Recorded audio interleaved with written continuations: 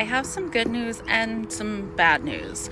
The good news is that the discriminatory changes to Disney's disability access are finally reaching people everywhere. The Associated Press covered it yesterday, and AP stories go nationwide in hundreds of news sites. The bad news is that the way it's being framed is spreading harmful misinformation. The article says disabled people want to, quote, skip waiting in long lines.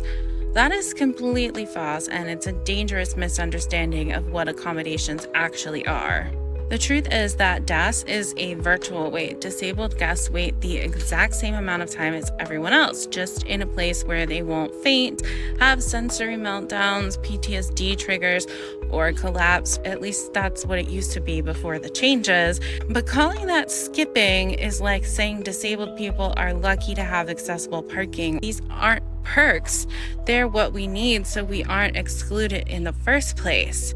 Some of the things disabled people do during a virtual wait are being misinterpreted through an able-bodied experience, with the reporter telling people who contact him that you can still go on a ride or watch a show if you have the DAS pass, but a family might ride the train repeatedly while they're waiting for their next ride because their autistic child will melt down without that regulation.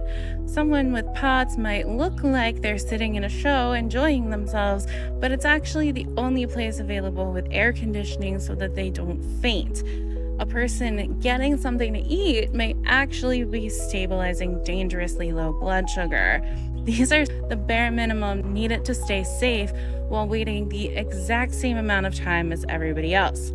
And this isn't just Disney. Airlines are also trying to reduce wheelchair escorts and pre-boarding because they think that people are abusing the system. But people wouldn't resent or abuse accommodations if society didn't treat accessibility like special perks in the first place.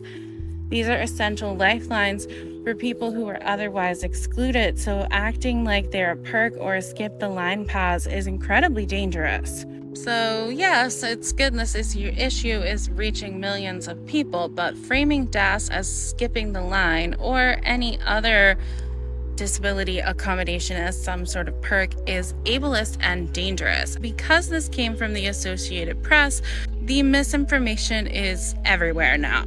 AP needs to correct this. Words matter.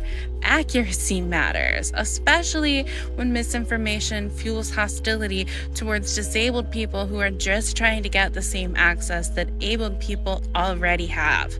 If you see this wrong framing being shared, please correct it, share this video, educate others, and tag the AP and ask them to do the right thing and make the correction. Equal access isn't an advantage, it's a right.